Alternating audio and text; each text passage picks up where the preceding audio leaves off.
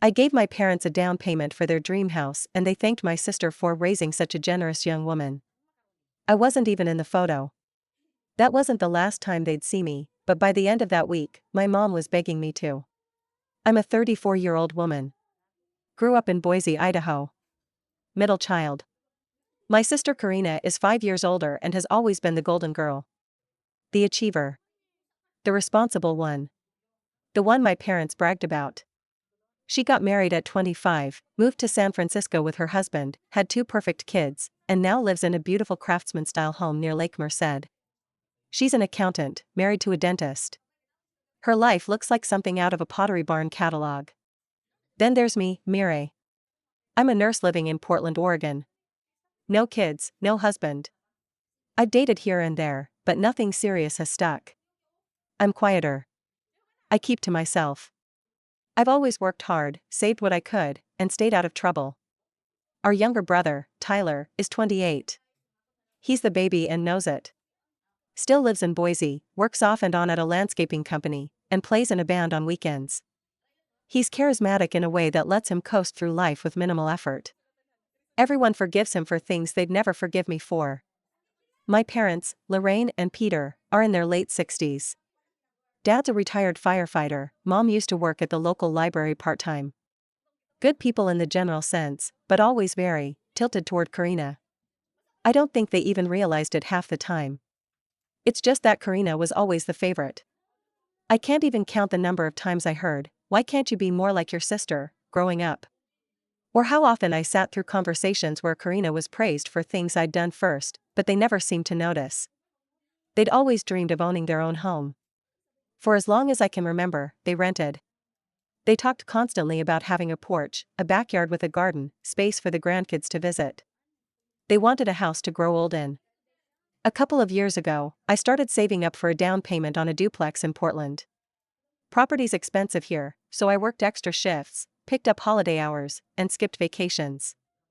It took years, but I eventually had just under $70,000 in savings. It was everything I had. Around that same time, I visited Boise for the first time in a while. My dad looked worn out, like he was holding on to an old dream he'd given up on. I asked him if they were still looking for a house and he just kind of laughed, not at our age. That sat with me. I went back to Portland, and for the next 2 weeks, I couldn't shake the feeling. Maybe it was guilt. Maybe it was love.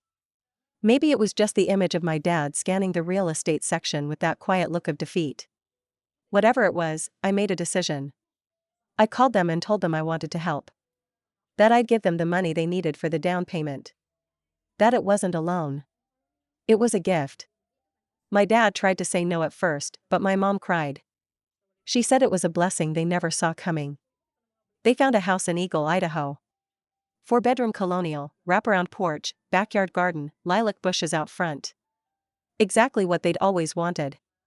They were over the moon. I flew in for the housewarming a month later. There were maybe 30 people there, family, friends, neighbors, distant cousins, old coworkers. The place was beautifully decorated. Karina had done all the arrangements, naturally. There were banners, balloons, little custom signs saying "Home Sweet Home." At one point during the party, my mom stood up with a glass of white wine and tapped it with her fork. Everyone got quiet. She thanked people for coming, talked about how blessed they felt, and then she said it, "We especially want to thank Karina. Not only has she been our rock all these years, but clearly, she's raised a daughter with such a generous heart." She was referring to Lila, Karina's teenage daughter. There were murmurs of agreement. A few people clapped. One neighbor leaned over and said to me, "You must be so proud of your niece." I was stunned. I wasn't mentioned. At all. Later that night, someone took a family photo in front of the house. It was printed out, framed, and displayed on the living room wall. In the photo, my parents, Karina, her husband, their kids, and Tyler. I wasn't in it. I was inside the kitchen at the time, helping clean up the food. No one noticed. No one said anything. I flew back to Portland the next morning. The whole flight home, I stared out the window trying to hold back tears. A few days later, they posted that family photo on Facebook with the caption, "Thank you to our family for making our dreams come true. This house is our forever home." Karina commented, "We love you guys so much." And then my mom replied, "We couldn't have done it without you." I wish I was making this up. I stared at that comment for a long time. And then I pulled up my bank account. I had $1,342 left in my savings. That was it. No duplex. No home of my own. Just a tiny rental in Portland and a gnawing feeling in my chest. I called my mom that evening. She was cheerful, as if nothing had happened. "Hi honey. Did you get back okay? Why did you thank Karina?" There was a pause. Then she said, "What do you mean?" "At the party. You said she raised a generous young woman. You thanked her." "Not me." "Oh. Mire. Don't be so sensitive. Everyone knows it was your money." "No, Mom. They don't. You made it sound like Lila paid for the house." "Well, I just wanted to acknowledge Karina too. She's done so much for us emotionally." I couldn't believe what I was hearing. "You erased me from the story. From the photo. From the entire day. You're making a big deal out of nothing." "This is exactly what I mean when I say you overreact to things." That was it for me. Something inside me broke. I said, "I want the money back." She laughed. "Mire, don't be ridiculous. We've already put it into the house. It was a gift. Then sell the house." "Mire. I'm serious. You erased me from your life. The least you could do is not live in a house you got with my money while giving credit to someone else." She hung up. My dad called the next day. He said I was being ungrateful. That I was tearing the family apart. That the money had come with no strings, and now I was threatening them. I told him, "No. You're the ones who turned this into something ugly. I just asked to be seen." Later that night, I posted on Facebook. I wrote, "For anyone wondering why I've been distant, this is the reason. I gave my parents $68,000 so they could buy their dream home. At the housewarming, they thanked my sister. They never mentioned me. I wasn't even in the family photo. This is what it feels like to be invisible in your own family." I included the wire transfer screenshot. I tagged them. I tagged Karina. I didn't write anything cruel. Just the facts. The fallout was immediate. People messaged me. Some said I was brave. Some said I should have kept it private. A few distant relatives were shocked. They genuinely thought Karina had paid for the house. That night, my mom called me sobbing. She begged me to take the post down. Begged me to call her back. Begged me to come home. She said, "Please, Mire. You don't understand what you've done." I haven't called her back yet. I didn't answer her calls. For the first time in my life, I made them sit in discomfort. I didn't rush in to fix things. I didn't smooth it over like I usually did when someone in the family lashed out or overlooked me. I let her calls go to voicemail. I read her texts but didn't respond. That entire week, my phone blew up. Karina messaged me. Her tone wasn't kind. "Wow. Way to make yourself a victim and blow up the whole family over a misunderstanding. You embarrassed mom and dad in front of everyone. Grow up." She had the audacity to tell me I should apologize. That I could have just said something privately. That my post made her daughter cry because Lila's confused why her aunt is attacking her online. I never named Lila. Never even alluded to her. But that's Karina, center of the universe, even when she isn't. Tyler didn't say much. Just a half-hearted, "Sorry it got weird" text, followed by a meme. I think he means well, but emotional maturity was never really his thing. That week was a strange mix of clarity and pain. I went to work, did my shifts, and came home to silence. I found myself staring at the walls more than usual. Not out of regret, because strangely, I didn't feel any. But I did feel like I'd walked out of a burning building with no idea what to do next. On the 4th day after the post went up, I got a letter in the mail. A real letter. It was from my mother. Handwritten, on stationery she used to keep in the hallway drawer. Her cursive was neat, but the ink had smudges, like maybe her hand shook, or she'd cried while writing. It started with, "Mire, I read your post 10 times. I didn't want to believe it came from you. But I realize now, it couldn't have come from anyone else. I thought I understood you. Clearly, I didn't. She went on to explain that in her mind, she was just trying to include everyone. That the mention of Karina was meant to be symbolic of the whole family's support. That she never meant to hurt me. But then she wrote something that caught me off guard. Your father and I were selfish. Not just at the party. For years. We wanted to believe we treated you equally, but if I'm honest, I think we always leaned on you differently. Because we knew you wouldn't ask for anything back. And maybe that's even worse. She ended it with, I'm sorry. Please call me. Please come home. Even just to talk. We'll fix this. I swear to you, we will. I sat on the floor with that letter for a long time. It didn't fix anything. But it was the first time she'd actually acknowledged the years of imbalance. Still, I didn't respond. I needed time. Not just to process the apology, but to figure out if I even wanted to mend anything at all. A few days later, my Aunt Janine called. She's my dad's older sister and one of the few people in our family who has always seen me. She has no filter, which makes her both hilarious and terrifying at family gatherings.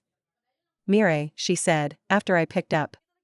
I've been waiting for you to burn that bridge for 20 years. I'm just sorry you had to do it alone. That made me laugh. The first real laugh in days. She told me she saw the Facebook post, then called Lorraine the next day. Tell her flat out, you made this mess, now you better learn how to clean it up without making it worse. Apparently, it didn't go over well. My mom cried. My dad got defensive. Karina said I was unstable. Janine told her to shut it. God bless Janine. Then something strange started happening. People who hadn't spoken to me in years started messaging me. Old high school friends. Childhood neighbors. Even my old Sunday school teacher. They said things like, I always wondered why you were so quiet. Your sister got all the attention, huh? I'm so sorry you were treated that way. It was surreal. Like I had accidentally opened a door, and the whole town peeked through to say, yeah, we saw it. We just didn't say anything. The housewarming photo came down. So did the banner post. They were replaced with nothing. Just digital silence. About a week after the letter arrived, I finally answered one of my mom's calls. I was at a coffee shop in the Alberta Arts District, sipping a lavender latte and trying to read a book I couldn't focus on. Her voice was hoarse. She sounded like she hadn't slept. Mire, she said. Please. Come home. Just for a day. We need to talk. We want to fix this. She was crying again. I could hear my dad in the background, talking low. Please. I know we screwed up. I don't know how to make it right, but I need to try. I'm begging you, just come for a day. Come see the house again. Come talk to us. I don't care if you yell at me. I just need you to come. There was a silence between us that said more than anything she had said. Then she whispered, you're not invisible. You never were. We just acted like you were. And I'm so sorry. I didn't give her an answer right then. I told her I needed time. That I'd let her know. And then I hung up. I waited another week. Not out of spite, but because I wanted to walk back into that house as a whole person, not someone desperate to be loved. I didn't want to go back as the version of myself they'd always expected, quiet, forgiving, overly accommodating. I needed to go on my own terms. Before I left, I sat down with my therapist, Ellen, for our regular session. She's a calm, silver-haired woman who speaks like she's narrating a guided meditation, but somehow always knows how to cut through the noise in my head. I feel like I'm stepping into a courtroom where I'm both the lawyer and the accused, I told her. She smiled in that half-knowing way she always does. You're not there to prove anything, Mire. You're there to witness. Their choices, your growth, all of it. That stuck with me. So I packed a small bag, took a few days off work, and made the drive to Boise. I could have flown, but something told me the space between Portland and Eagle, the long stretches of road, the gas stations, the mountains, would give me room to think. I arrived around noon. It was a gray Thursday, clouds hanging low and the air heavy like it might snow. When I pulled up to the house, I parked across the street and just sat there for a while. It was still beautiful. I won't pretend it wasn't. The porch was decorated with fall wreaths and little pumpkins. My dad had installed those warm Edison string lights around the eaves. I could see the silhouette of my mother in the kitchen window. I almost turned the car around. But then I thought, this is still partly mine, even if no one wants to say it out loud. I stepped out and walked up the path.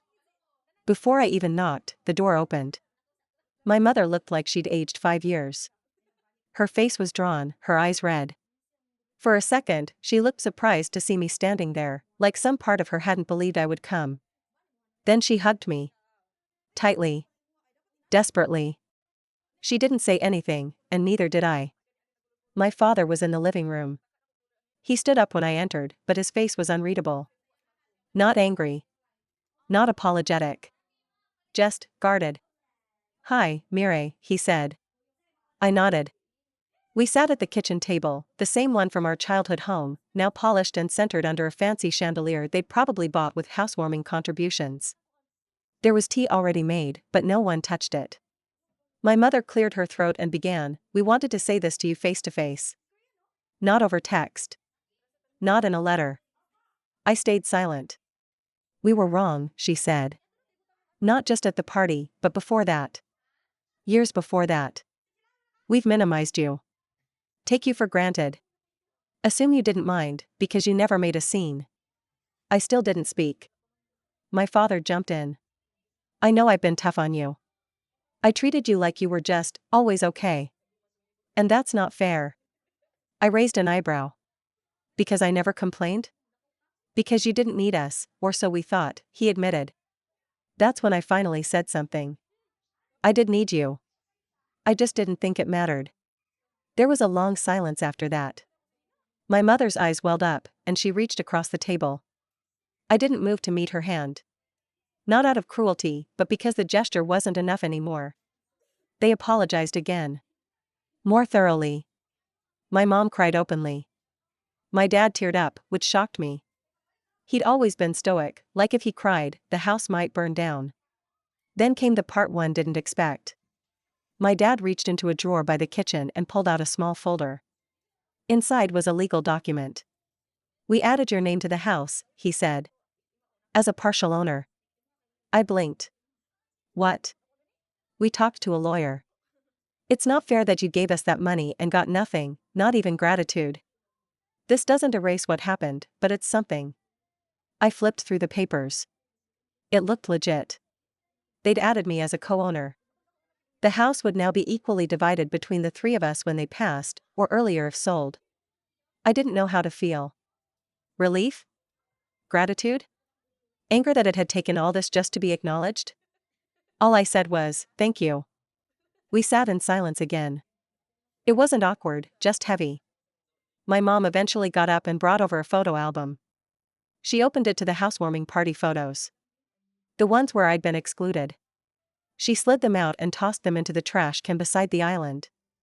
Then she pulled out a new set. Pictures I hadn't seen.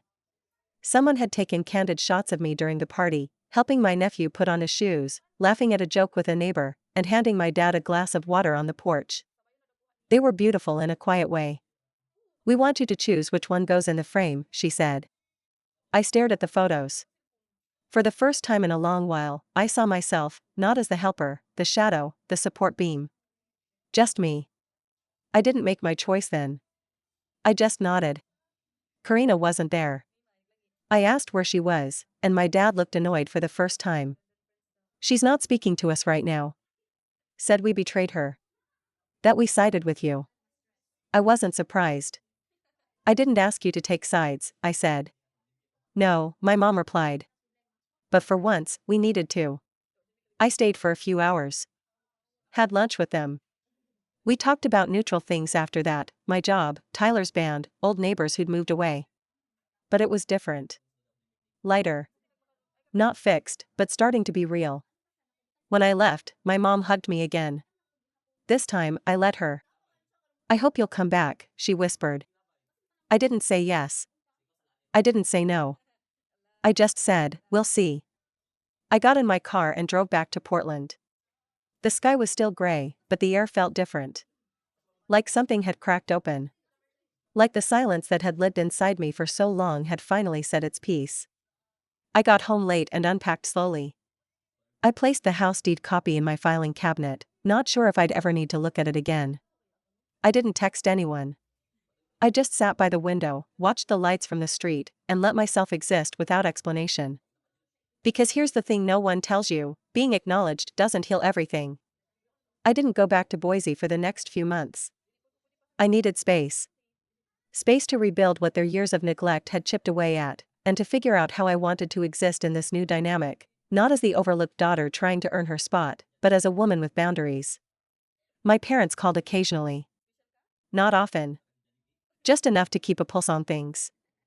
They didn't push, didn't feel guilty. Maybe they sensed I wasn't ready, or maybe they finally understood that pushing me was how they'd lost me in the first place. As for Karina, she made it very clear she wanted nothing to do with me. She posted a long, veiled message on Facebook a few weeks later about how some people need drama to feel important, and how family means loyalty, not airing dirty laundry. Classic Karina. A few of her friends chimed in with sympathy and emojis. A few mutual acquaintances tagged me in private saying, "Is she talking about you?" I didn't reply. I didn't need to. Let her scream into the void. A month later, I got an email from her. No greeting. No warmth. Just straight to the point. "I think it's incredibly inappropriate that you're now listed as a co-owner of Mom and Dad's house. That should have been discussed with the whole family. You're manipulating them. You're punishing them to make yourself feel powerful." I stared at the message for a while. Then I replied, "Karina, for the first time in my life, I'm being treated fairly. If that feels like punishment to you, maybe that says more about your role in our family than mine." She never responded. Tyler, surprisingly, sent me a long message weeks later. He said he'd been thinking a lot about what had happened and realized he'd also taken me for granted. He admitted he didn't speak up at the party because Karina kind of sucks all the oxygen out of a room. His words, not mine. We talked on the phone after that. It was good.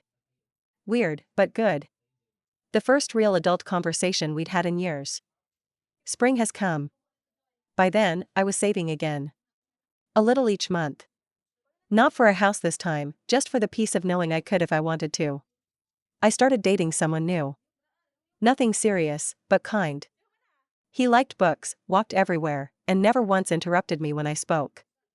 Then, something unexpected happened. My mom called, and she sounded hesitant. "I want to ask something, but I understand if you say no." I waited. "Your dad and I are going to sell the house. We're going to downsize. It's too big. We never really settled into it like we thought we would." I was stunned. "Seriously?" She sighed. "It just doesn't feel like home. Not anymore." She paused before adding, "We're going to return your down payment. Every penny." My throat tightened. "I don't need it back," I said. "We need to give it back," she replied. "Not because you asked. Because it was never really ours to take, not the way we did." A few months later, they sold the house. Market was decent, and they moved into a smaller Craftsman on the outskirts of Boise. One story, simpler, less grand. It actually suited them better. Then came the money, $68,000 wired directly into my account. No message. Just numbers. Clean, quiet, no fanfare.